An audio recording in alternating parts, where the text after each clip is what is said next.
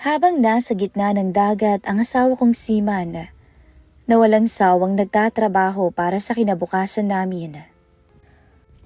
Unti-unti naman akong nahulog sa ibang lalaki.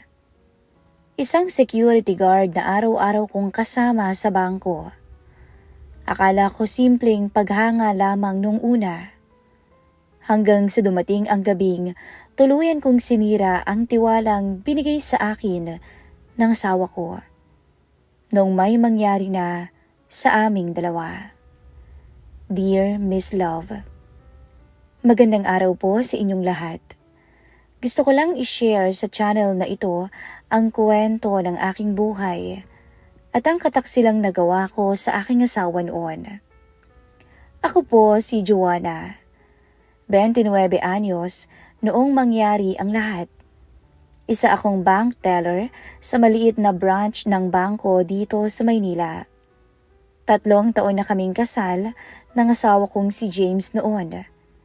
Isa siyang seaman, kaya madalas wala sa piling ko. Mahal ko ang asawa ko, Miss Love. Totoo yun. Pero habang tumatagal ang pagsasama naming laging may distansya, unti-unti ring may nabubuong lungkot sa loob ko. Wala pa kaming anak, kahit ilang taon na kaming sumusubok. Minsan naiisip ko kung ako ba ang may mali o siya. May mga gabing umiiyak akong mag-isa habang ka-video call si James sa barko. Pilit na nagpapakatatag. Darating din tayo dyan, mahal. Lagi niyang sinasabi sa akin noon. Ngumingiti lang ako kahit minsan gusto ko nang sumuko. Maputi po akong babae, Miss Love, at marami rin nagsasabing maganda raw ako. Hindi ko rin maikakaila na may itsura naman talaga ako. Maalaga ako sa sarili at lagi akong presentable dahil kaharap nga namin araw-araw ang mga kliyente sa bangko. Tahimik lang ang buhay ko noon hanggang sa dumating si Benjo. Bago lamang siyang security guard sa branch namin nung una ko siyang makita. Matangkad, moreno, matipuno ang katawan niya at halatang batak sa trabaho. Hindi man siya gwapo pero may kakaiba siyang appeal. Tipong kapag tumingin siya, parang may kakaiba. Pamilyado rin siya, Miss Love, at may isang anak na rin. Nasa probinsya raw ang mag-ina niya, kaya mag-isa lamang siyang umupo pa ng apartment malapit sa bangko. Nung una ko nga siyang makita, hindi ko alam kung bakit, pero napansin ko agad siya. At doon nagsimula ang lahat. Ma'am, good morning po. Napatingin ako sa bagong guard na nakatayo sa may pinto ng bangko. Maaga pa noon at ako ang unang teller na dumating. Ngumiti siya. Good morning din. Sagot ko naman habang inaayos ang ID ko. Bago ka lang, kuya? Tanong ko. Opo, ma'am. First day ko ngayon. Ah, kaya pala. Sabi ko sabay ngiti. Tahimik lang siya nung una at magalang. Habang inaayos ko ang gamit ko sa counter, paminsan-minsan, nahuhuli ko siyang sumusulyap sa akin. Hindi ko alam kung assuming lang ba ako, pero ramdam ko talaga. Makalipas ang ilang araw, naging komportable na kami sa isa't isa. Ma'am Joanna, kape po. Sabi niya minsang lumapit sa akin. Napatingin ako sa hawak niyang paper cup. Para sa akin? Opo, napansin ko kasi parang inaantok ka na eh. Napangiti naman ako. Salamat. Walang anuman yan. Simple lang naman yun pero ewan ko ba? Parang may kakaibang init sa dibdib ko kapag siyang kausap ko. Minsan kasi, kahit may asawa ka na, darating ka sa punto na namimiss mong may nag-aalaga sa'yo, lalo na kapag malayo ang taong mahal mo. Ma'am Joanna, may asawa na ba kayo? Napatingin ako kay Benjo noon habang magkatabi kaming nakaupo sa pantry isang araw. Lunch break noon at nagkataong sabay kami at magkatabi. Oo naman, sagot ko sabay tawa. Mukha pa ba akong dalaga? Napakamot siya sa ulo niya. Oo ma'am, Akala ko nga, dalaga ka pa eh. Ang ganda mo kasi at ang sexy pa, parang walang asawa. Napangiti ako. Sa isip-isip ko, magaling palang mambola ang bagong CQ namin. Kayo, may asawa na rin? Tanong ko. Opo, tsaka may anak na ring lalaki. Kasama mo dyan? Hindi ho, nasa probinsya. Bakit naman nasa probinsya sila? Mas gusto kasi ng misis ko doon muna. Mahirap daw ang buhay dito sa Maynila. Tumango ako. Sa bagay, totoo naman yan. Pero ang hirap din na magkalayo kayo Paanong uwi mo niyan? Everyday off mo? Naku hindi. Sayang ang pamasahe Swerte na akong makauwi ng isang beses sa loob ng isang buwan. Naku, di miss na miss mo sila. Sobra. Sandaling natahimik si Benjo bago siya muling nagsalita.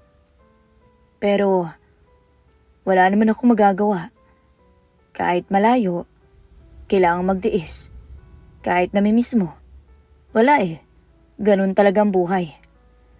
Napatingin ako sa kanya. Ramdam ko ang bigat sa boses niya. At doon ko naramdaman na may pagkakapareho kaming dalawa. Pareho kaming may asawa, pero nasa malayo. Pareho kaming malungkot. At nag-iisa. Lumipas ang mga linggo at mas naging malapit kaming dalawa. Madalas niya akong samahan hanggang sa sakay ng jeep kapag gabi na akong nakakauwi. Ma'am Joanna, ingat po. Paulit-ulit ka. Oo na, salamat Siyempre, mahirap na. Concern ka talaga masyado Ngingiti lang siya nun. Masama ba? Tapos hindi ako makakasagot. Sa totoo lang, Miss Love, matagal na rin noong may lalaking nagbigay ng ganoong atensyon sa akin. Si James kasi, kahit mabait at responsable, naging seryoso ng masyado sa buhay. Kapag tumatawag siya, puro trabaho, bills at plano para sa future ang pinag-uusapan namin. Nakalimutan na yata niya kung paano maging sweet sa akin. Samantalang kay Benjo, simpleng tingin lang niya, kinikilig na ako. Isang gabi, malakas ang ulan nang magsara kami ng bangko. Ma'am Joanna, mukhang hindi agad titila ang ulan Sabi niya habang nakatingin sa labas. Oo nga May sundo ba kayo? May masasakyan ba kayo? Wala nga. Hatid na lang kita kung gusto mo. Naku, huwag na Benjo. Kaya ko na to. May hirapan kang sumakay niyan. Napabuntong hininga ko. Sige na nga. Magkaangkas kami sa motor niya habang bumubuhos ang ulan. Maigpit ang hawak ko sa gilid ng jacket niya pero nang bigla kaming dumaan sa lubak, napayakap ako sa kanya. At doon ko naramdaman ang init ng katawan niya. Okay lang kayo? Tanong niya. Oo. Hindi ko alam kung bakit pero biglang bumilis ang tibok ng puso ko. Pagdating sa apartment ko, hindi agad ako bumaba. Salamat. Mahina akong sabi. Walang anuman, Ma'am Joanna. Nagkatitigan kami ng ilang segundo hanggang sa siya rin ang unang umiwas. Pasok na kayo, ma'am. Baka magkasakit pa kayo. Magbihis na kayo. Tumango ako at mabilis nang umalis. Pero buong gabi noon, Miss Love, siya lang ang laman ng isip ko. Kinabukasan, hindi ko siya matingnan ng diretso. Good morning, ma'am. Bati niya. Good morning din, Benjo. Ayos lang ba kayo? Bakit? Wala naman, parang umiiwas ka Nako, hindi Talaga ba? Tumingin ako sa kanya at doon ko nakita ang maliit niyang ngiti na para bang alam niya. Parang pareho naming alam na may nagbabago. Minsan, break time namin noon. Magkatabi ulit kami sa pantry. Tahimik lang habang umiinom ng kape. Hanggang sa siya ang unang nagsalita. Ma'am Joanna?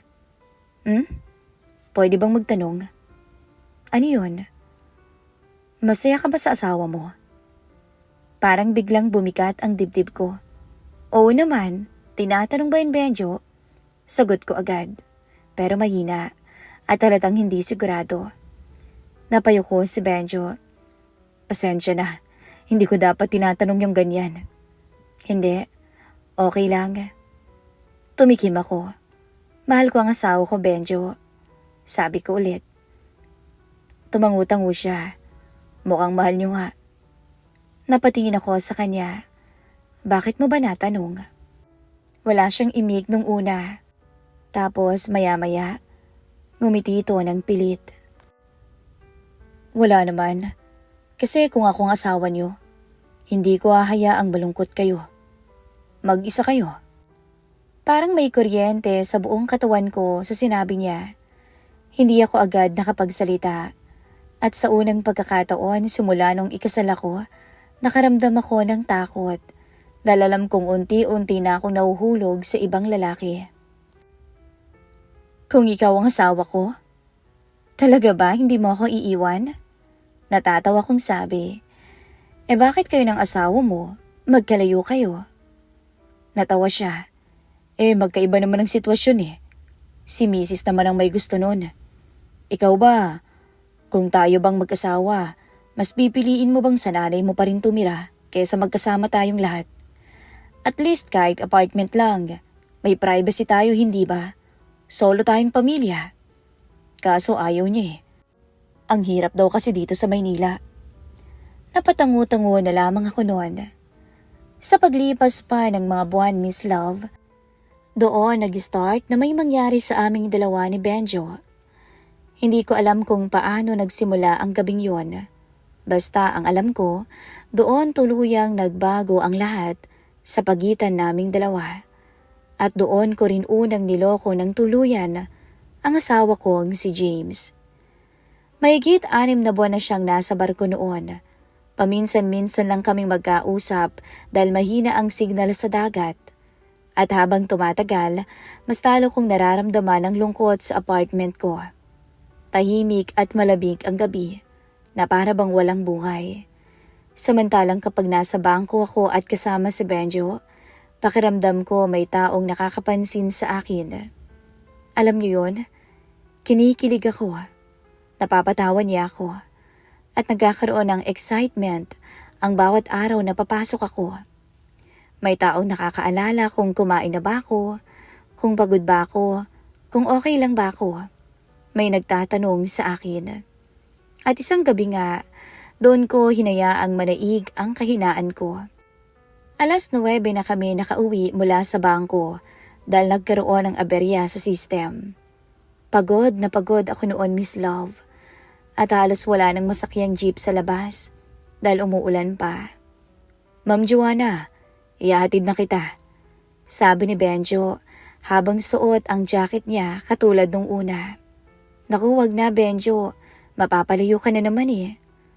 Ayos lang ma'am, delikado na rin kasi, alam mo naman, nag-aalala ko sa'yo. Napatingin ako sa madilim na kalsada. Sa totoo lang, gusto ko rin namang makasama siya eh, kaya hindi na rin ako nagpakipot pa. Oh sige, salamat ha, mahina akong sabi. Ngumiti siya. Helmet niyo ho. Aba, ready ka talaga ha? 2 helmet mo? Ani ko sabay tawa. Tahimik lang kami habang magkaangkas sa motor niya. Medyo umaambon na lang. Malamig ang hangin kaya napapalapit ako sa likod niya. Naamoy ko yung pabango niya. Simpleng amoy lang pero nakaka-relax. Nilalamig kayo? Tanong niya habang umaandar ang motor. Konti. Pwede pa kayong lumapit. Kumapit kang maigi. Hindi ako sumagot, pero dahan-dahan kong hinawakan ang tagiliran niya. At pakiramdam ko, naramdaman niya ang panginginig ng kamay ko at ang init na lumulukob sa pagkatao ko. Pagdating sa apartment ko, huminto siya sa tapat ng gate. Salamat, sabi ko habang tinatanggal ang helmet. Walang anuman, Ma'am Joanna. Muling bumuhos ang malakas na ulan ng mga oras na yon. Tumingin ako sa kanya. Basa na rin siya. Benjo. Pasok ka muna. Parang nagulat siya. Ha? Magkape ka muna. Naku, ayos lang ako. Malakas ng ulan. Halika na, wag mo na akong tanggihan pa. Tsaka minsan lang din ako magkaroon ng bisita. Tahimik siyang tumingin sa akin bago marahang tumango. O sige. At doon nga nagsimula ang gabing hindi ko na mababawi, Miss Love. Pagpasok namin sa apartment ko, agad akong kumuha ng tuwalya. O ito, magpunas ka muna. Basa na yung buhok mo eh. Pati ang katawan mo. Salamat.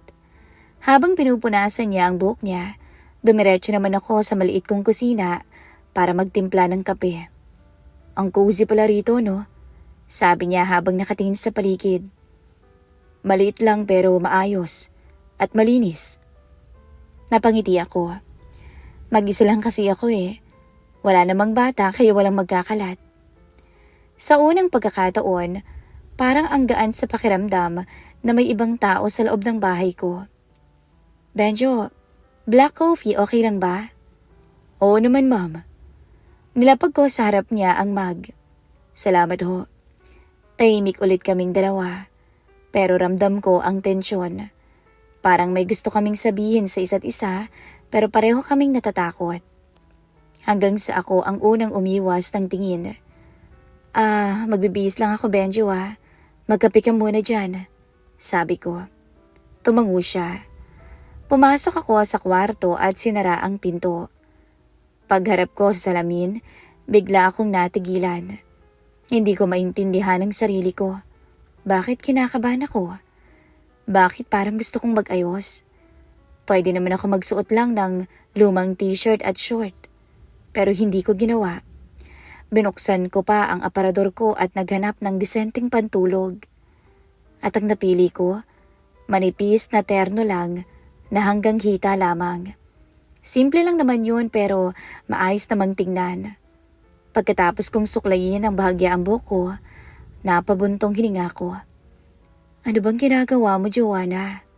Bulong ko sa sarili ko. Pagkalabas ko ng kwarto, natigilan si Benjo noon. Tahimik siyang nakatitig sa akin na para bang nawala ng sasabihin. Bakit Benjo? Pilit kong tanong sa kanya kahit ramdam kong umiinit ang mukha ko. Wala ma'am. Napayuko siya sandali. Bakit nga? Ang ganda mo kasi. Biglang bumilis ang tibok ng puso ko. Bolero? Hindi ah. Maya-maya tumayo siya mula sa may sofa. Sa totoo lang, Ma'am Joanna, matagal ko nang gustong sabihin yan sa'yo. Ang ganda mo. Hindi ako makasagot. Unti-unti siyang lumapit at habang papalapit siya, pakiramdam ko lalo kong nangihina. Joanna, mahina niyang sabi. Ngayon lang niya ako tinawag sa pangalan ko. Hindi na ma'am, kundi Joanna. At ewan ko ba, parang may kakaibang kilig akong naramdaman doon. Benjo, pasensya ka na akong mali. Huminto siya sa harap ko, pero nahihirapan na rin ako.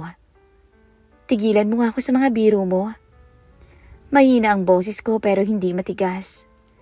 Dahil gusto ko ring may marinig pa mula sa kanya. Alam mo ba, kapag kasama kita, sabi niya habang nakatingin sa mga mata ko, pakiramdam ko ayokong umuwi. Napapikit ako kasi ganun din ang nararamdaman ko kapag kasama ko siya. At bago pa ako makapag-isip, marahan niyang hinawakan ng kamay ko. Mainit at magaspang ang mga kamay niya, pero nakaka-comfort. Sabihan mo lang sabihan mo lang ako kung hindi mo gustong gagawin ko. Bulong niya. Napatingin ako sa mga mata niya. Nagkatitigan kaming dalawa. Dapat sinabi ko na hindi na pwede. Kung ano man ang nasa isip niya, hindi niya pwedeng gawin yun. Dapat pinaalis ko siya, pero hindi ko ginawa. Sa halip, mas lalo kong hinigpitan ang pagkakahawak niya sa kamay ko. At doon na niya ako niyakap. Mahigpit na para bang matagal na niyang gustong gawin yun. Napapikit ako habang yakap niya ako. Ramdam ko ang init ng katawan niya at ang bilis ng tibok ng puso naming dalawa. Joanna, bulong niya sa tenga ko. At bago ko pa mapigilan ang sarili ko, napayakap na rin ako sa kanya. Doon nagsimulang mabasag ang mga hangganan na pilit kong iniingatan. Nagkatitigan kami ng matagal hanggang sa marahan niya akong hinalikan sa noo. Simple lang yun, pero sapat na para tuluyan akong manghina. Hindi ko alam kung ilang minuto kaming ganoon, tahimik at magkayakap, na parang parehong takot sa kasalanang maaari na naming gawin. Pero pareho naman naming ayaw bumitaw. Ang halik niya sa noo noon, Miss Love, ay bumaba sa pisngi ko hanggang sa napunta na sa labi ko. At doon, libo-libong boltahe ng kuryente ang naramdaman ko. At nang gabing iyon, hinayaan kong manaig ang damdaming matagal ko nang tinatago. Habang sa kabilang dagat, walang kamalay-malay ang asawa kong si James, na unti-unti ko na siyang pinagtataksilan. Madaling araw na nang makauwi si Benjo galing sa apartment ko. Tahimik ang buong paligid noon. Tanging ulan na lang sa labas at tunog ng electric fan ang naririnig naming dalawa. Magkatabi kaming nakaupo nun sa kama habang hawak niya pa rin ang kamay ko. Pareho kaming walang imik. Siguro dahil pareho naming alam na mali ang nangyari sa amin. Dahil pareho kaming may sabit. Dapat yata umalis na ako. Mahina niyang sabi. Hindi ako nakasagot. Ayaw ko siyang paalisin noon. Yun ang totoo. Yun ang nakakatakot. Tumayo si Benjo at kinuha ang jacket niya. Pero bago siya tuluyang makalapit sa pinto, nahawakan ko ang braso niya. Napalingon siya sa akin.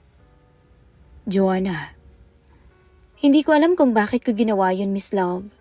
Siguro kasi dahil ayoko pang matapos ang gabing yun na magkasama kaming dalawa. Unti-unti siyang lumapit ulit sa akin hanggang sa muli niya akong niyakap. Pero mas mahigpit na ngayon, mas punong-puno ng emosyon. At bago siya tuluyang umalis ng apartment ko ng gabing yon, muli kaming nagpalamon sa damdaming matagal na naming pinipigilan. Oo, Miss Love, muling may naganap sa aming dalawa. Isang lihim na punong-puno ng kasalanan. Pagdating sa trabaho, hindi agad kami nagkatingin ng dalawa. Parang pareho pa kaming naiilang, pero ramdam ko ang kakaibang saya sa dibdib ko. Habang alam kong nasa malapit lang siya. Joanna, okay ka lang ba? Tanong ng katrabaho kong si Mina. Ha? Oo naman. Bakit mo natanong? Wala naman. Parang blooming ka kasi ngayon eh. Napangiti lang ako. Siguro umuwi ng mister mo, no? Tukso niya. Napangiti ulit ako. Pero sa loob-loob ko, alam kong hindi na tama ang nangyayari. Pero doon nagsimula ang lihim naming relasyon ni Benjo. Halos gabi-gabi na niya akong hinahatid pa uwi. At halos gabi-gabi rin siyang umaakyat sa apartment ko. Minsan, kakain lang naman kami habang nagkukwentuhan. Minsan nanonood lang ng TV. Minsan, simpleng yakapan lang habang nakahiga ako sa dibdib niya. At habang tumatagal, lalo akong nahuhulog sa kanya. Paano kung malaman ng asawa mo? Minsan natanong ko habang magkatabi kami. Ewan ko, hindi ka ba natatakot? Tinatakot ako ng konsensya ko. Pero mas natatakot naman ako mawala ka. Napapikit ako dahil ganun din ang nararamdaman ko. Madalas pagkatapos niyang umalis, umiiyak akong mag-isa. Naalala ko si James, ang asawa kong nagtatrabaho sa barko. Pinipilit na mabigyan ako ng magandang buhay, na mabuo ang mga pangarap namin. Habang ako, may ibang lalaking niyayakap sa apartment namin. Joanna, ititigil na ba natin? Minsan sabi ni Benjo habang magkahawak kami ng kamay. Napatingin ako sa kanya. Gusto mo na ba? Tahimik siya. Umiling siya. At doon ko napatunayang pareho kaming mahina. Kasi kahit alam naming mali, hindi naman namin kayang tapusin. Lumipas ang ilang buwan at nakauwi si James mula sa barko. Masaya akong sinalubong siya sa airport. Mahigpit niya akong niyakap. Miss na kita. Sabi niya, miss na rin kita. At totoo naman yun, Miss Love. Mahal ko pa rin naman ang asawa ko. Pero mas masakit pala kapag hati na ang puso mo. Sa unang linggo ng bakasyon niya, sinubukan kong umiwas kay Benjo. Pero sa trabaho, lihim pa rin ang ngitian namin, ang tinginan namin. Minsan kapag nasa bahay ako magte-text siya, "Kumusta ka na? Miss na kita." At sapat na iyon para guluhin na naman niya ang isip ko. Hanggang sa muli kaming nagkita ng kaming dalawa lang. At doon ko na patunayang hindi pa pala kami tapos. Hindi pa talaga tapos ang lahat kahit na umuwi na ang asawa ko. Pagkatapos ng bakasyon ni James, Miss Love, muli siyang sumampa sa barko. At parang muling bumalik ako sa dati kong buhay. Ako at si Benjo, ang lihim naming relasyon, ang lihim naming pagkikita. Minsan sa apartment ko, minsan kakain lang kami sa labas pagkatapos ng trabaho. Pakiramdam ko noon dalawa ang buhay ko. Isang mabuting asawa sa harap ng iba at isang babaeng unti-unting dalalamon ng pagtataksil kapag kami na lang ni Benjo. Pero siguro lahat ng maling relasyon may hangganan din. Kasi isang araw, pinatawag si Benjo at nalaman ko na malilipat na raw siya ng branch. Anong nangyari? Tanong ko. Ililipat daw ako ng branch eh. Parang may kung anong kumurot sa dibdib ko noon. Saan? Makati. Hindi ako agad nakapagsalita. At sa unang pagkakataon, nakita kong nalungkot ang mga mata niya. Siguro, ito na yun. Mahina niyang sabi. Anong ibig mong sabihin? Baka ito na yung paraan para matapos tayo. Gusto kong umiyak noon pero pinigilan ko. Kasi alam kong tama siya. At ang araw na tuluyan siyang lumipat ng branch, doon na rin unti-unting natapos ang relasyon namin. Wala nang late night rides. Wala nang lihim na yakapan. Wala nang mga gabing magkasama kami sa apartment ko o kaya sa apartment niya. At habang tumatagal, tuluyan na kaming nawalan ng komunikasyon. Makalipas ang ilang taon, Miss Love, doon ko rin nalaman ang masakit na katotohanan. Ako po ang may problema sa aming dalawa ni James. Baog ako. At hindi ko siya kayang mabigyan ng anak. Hindi na pala talaga kami magkakaanak. Ako. Kahit anong gawin ko, kahit gaano pa kami sumubok ni James. Nung una parang gumuho ang mundo ko dahil pangarap kong maging isang ina. Pero siguro may mga bagay talagang hindi nakalaan para sa atin. At tinanggap ko yon. At habang tumatagal, unti-unti nang nasira ang pagsasama namin ni James. Hindi dahil nalaman niya ang tungkol kay Benjo, kundi dahil pareho na kaming napagod. Napagod sa pagiging magkalayo. Napagod sa katahimikan. Hanggang sa tuluyan na kaming naghiwalay. Sa ngayon nga, Miss Love, ngayong kasalukuyan, 39 anyos na po ako. May sarili na ring pamilya si James at may mga anak na rin siya ngayon. At ako? Heto, namumuhay ng mag-isa. May mga dumarating na lalaki naman sa buhay ko pero mga puro panandalian lamang. Puro fling. Minsan ay isip ko pa rin si Benjo. Hindi dahil siya ang greatest love ko, kundi dahil siya ang lalaking naging dahilan para makilala ko ang pinakamahinang parte ng sarili ko. At hanggang ngayon, dala-dala ko pa rin ang aral na iyon. Dahil minsan, ang isang maling desisyon, kayang baguhin ang buong buhay mo. Hanggang dito na lang po, Miss Love, ang kwento ng aking buhay at kataksilan. Maraming salamat po sa pag-ere ng istorya ko dito po sa inyong programa. Muli, ako po ang inyong sender, Joanna.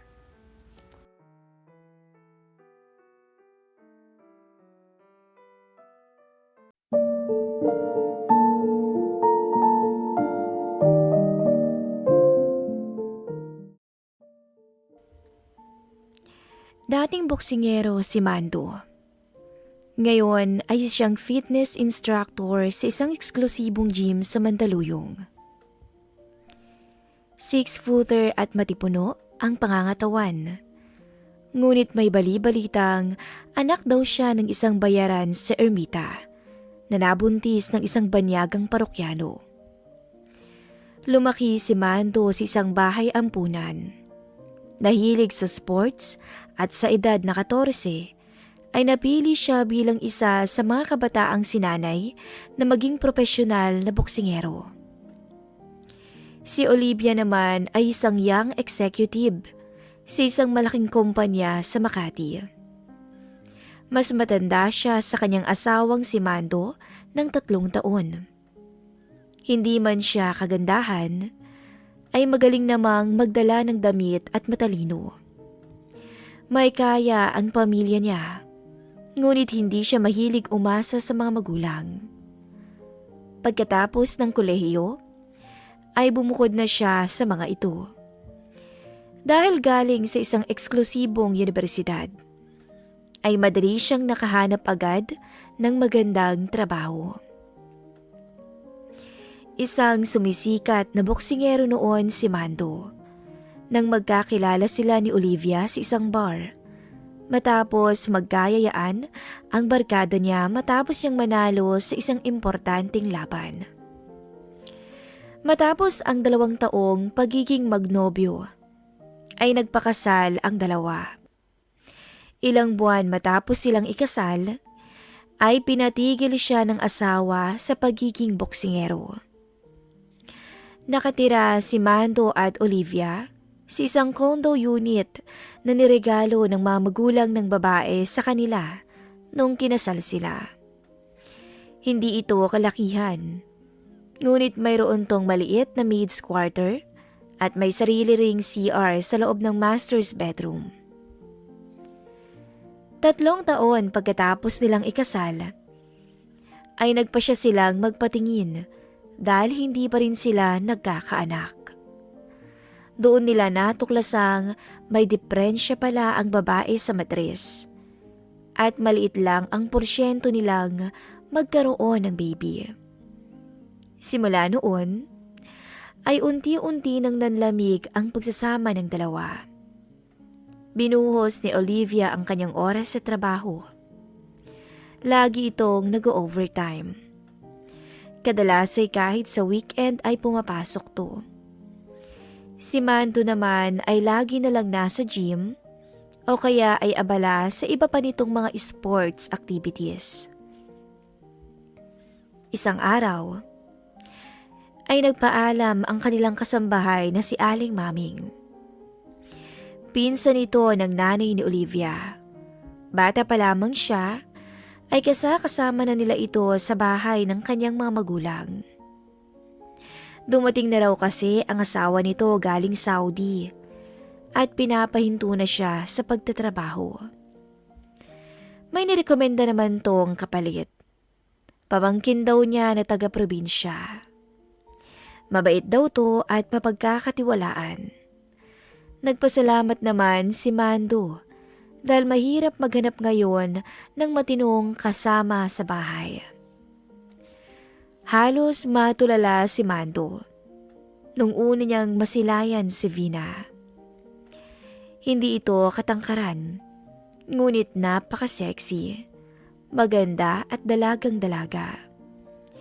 Pasalamat na lamang siya na hindi napansin ng asawa niya na para siyang isang asong hindi mapakali habang ini-interview niya ang babae.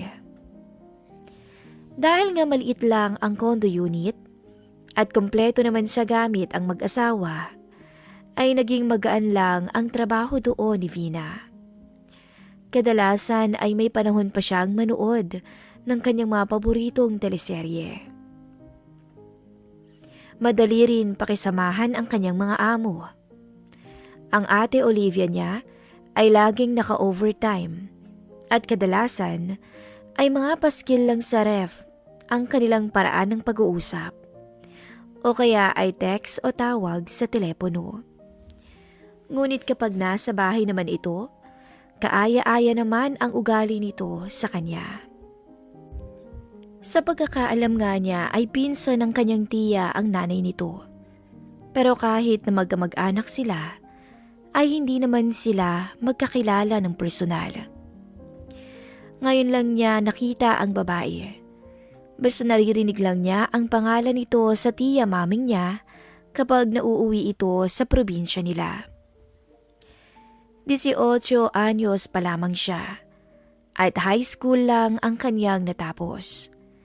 Balak niyang mag-aral ng kolehiyo pero hindi naman kaya ng kanyang magulang na pag-aralin siya. Kaya naman ang sinabi ng tiya maming niya na irerekomenda siya bilang katulong sa bahay nila Olivia ay agad siyang sumang-ayon. Aaminin niya na noong unang kita niya sa among lalaki ay medyo naaalangan siya dito. Kasi naman ay mukhang sanggano to. Malaking tao at halos wala pa siya sa balikat nito. May malaking tribal na tattoo sa braso na sa tingin niya ay abot hanggang katawan nito. Ngunit, nang nakilala niya to ng lubusan, ay mabait naman pala si Mando. Lagi siya nitong kinakausap at sinisiguro kung hindi siya nalulungkot dito sa Maynila. Mahilig rin tong mag-abot ng pera. Huwag na nga lang daw niyang babanggitin sa among babae at may kahigpitan ito sa pera. Halos parang hindi isang katulong ang turing sa kanya nito. Kadalasan pa'y sabay silang kumakain sa mesa, lalo na kung wala ang ate Olivia niya. Ayaw din itong pinupo siya dahil parang antanda-tanda naman na daw niya. Pagkalipas ng 3 buwan na paninilbihan, ay lubos na ang tiwala niya sa Kuya Mando niya. Isang araw, habang sabay na naghahapunan sina Mando at Vina, ay nauwi ang usapan nila sa pag-ibig. Tinanong ng lalaki kung may naiwan siyang kasintahan sa may probinsya. Naku kuya, wala pa po sa isip ko yung mga bagay na yan eh. Bata pa ho ako, sabi niya. Halos tumalo naman ang puso ng lalaki nang malamang wala pang karanasan sa lalaki ang magandang dalaga. Ilang taon ka na nga ba? 18 po. Naku, hindi ka na bata. Isang ganap ka ng dalaga, Vina. Kailan bang birthday mo? Sa May 25 po. Naku, malapit na pala. Hayaan mo. Sa birthday mo, pangako kong may ibibigay akong regalo sa'yo. Wika ni Mando. Nabuo ang lihim na motibo ng mister. Sa susunod na 3 buwan, ay kailangang mapa sa kanya ang dalaga. Ito ang regalong kanyang ibibigay sa dalaga sa araw ng kaarawan nito. Isang araw na walang trabaho ang kanyang misis, ay buong araw silang nagkulong sa kwarto. Noong bago-bago pa lamang si Vina sa kanila, ay sinisiguro nilang huwag masyadong magpapahalata. Ngunit ngayong gabi, ay sinadya ng lalaki na marinig sila ng dalaga. Noong una ay sinasaway pa siya ng kanyang misis. Takot na magising si Vina.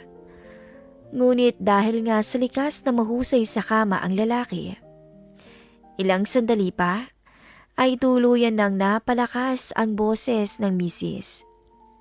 Hindi rin ito napansin na hindi masyadong sinara ni Mando ang pinto ng kanilang silid. Samantalang si Mando naman, ay alam niyang maririnig sila ngayon ng dalaga. Siguradong sigurado siya dun. Nagpakasawa siya sa misis niya. Ngunit si Vina naman ang nasiisip niya ng mga oras na yun.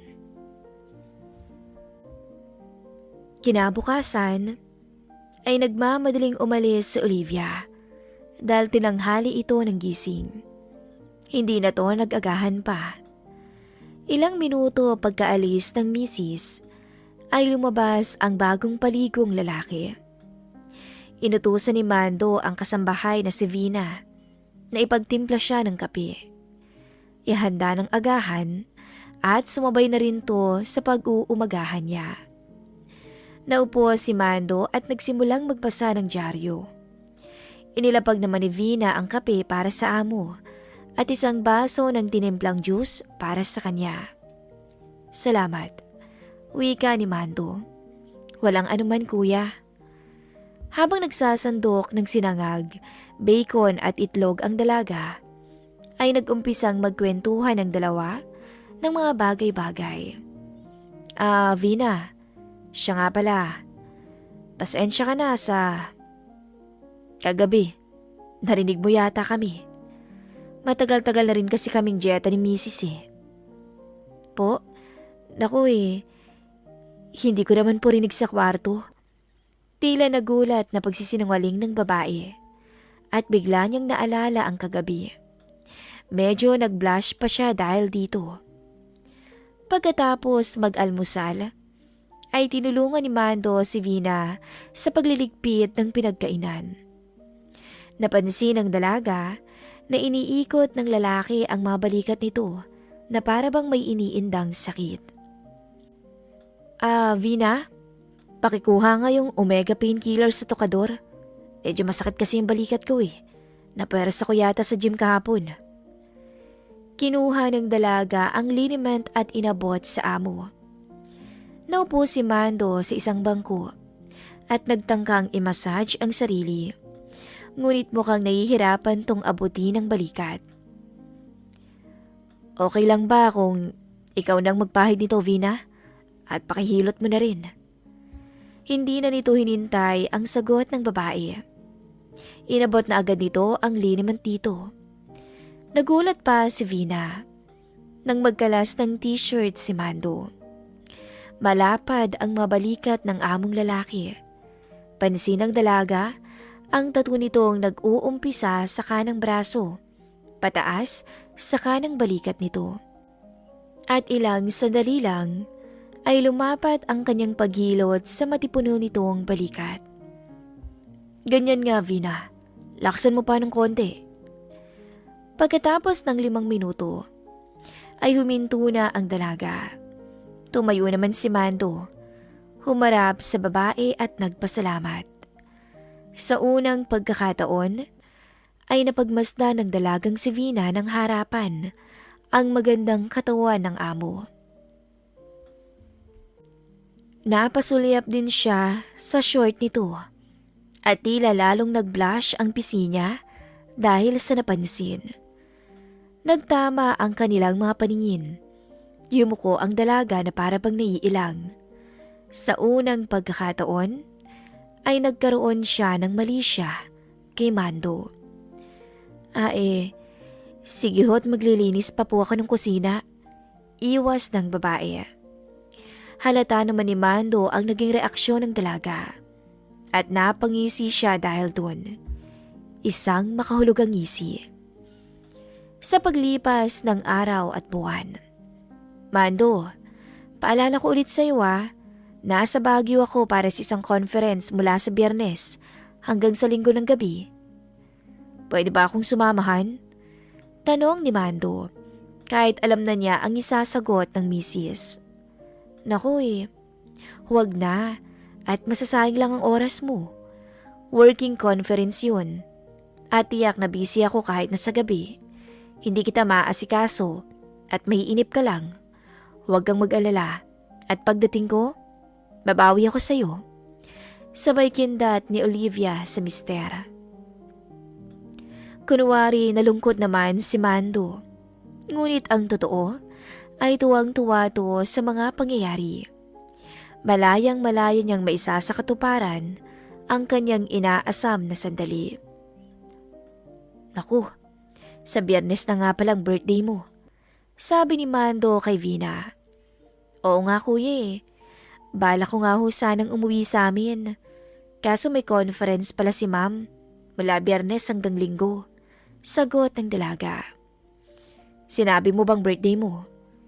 Hindi ho Kasi nahihiya ako. Pero okay na rin kasi pinayagan naman ako ni ate na sa susunod na linggo na lang ako uuwi sa amin. May 25. Madaling araw pa lang ay nakaalis na ang asawa ni Mando. Hindi na siya ginising nito at nag-iwan lang to ng note sa gilid ng kama. Nang gumising si Mando ay tumawag to sa misis na nasa gitna na ng biyahe para mangumusta. Nagpanggap siyang masama ang pakiramdam at hindi siya makakapunta sa trabaho ngayong araw. Tumawag naman si Olivia kay Bina para utusang gumawa ng sopas para sa asawa niyang masama ang pakiramdam at nagsabi pa ng iba pang mga bilin. Bandang 10:00 ng umaga ay bumangon ang lalaki. Talagang nagpatanghali siya ng gising dahil sigurado na magiging espesyal ang araw na yun. Pagkatapos mag-shower ay nagbihis ng puting t-shirt at jeans si Mando at dali-daling pumunta sa may kanto upang bumili ng cake sa Red Ribbon.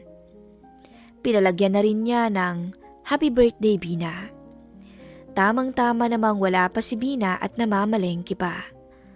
Pagdating ni Vina ay agad bumati si Mando sa kanya ng happy birthday. Uy, may cake po pala ako. Naku, nag-abala po kayo pero salamat po ah. Teka, akala ko po, sabi ni Mami, may sakit daw po kayo. Naku, kunwari ko lang yun. Gusto lang kitang samahan dito. Ayoko namang mag-celebrate ka ng birthday mo mag-isa ka lang dito. Sabi ni Mando. Salamat po. Sandali lang po at mag-shower lang ako sandali. Galing kasi akong palengke eh. Take your time, Bina. Ihahanda ko lang tong mga to.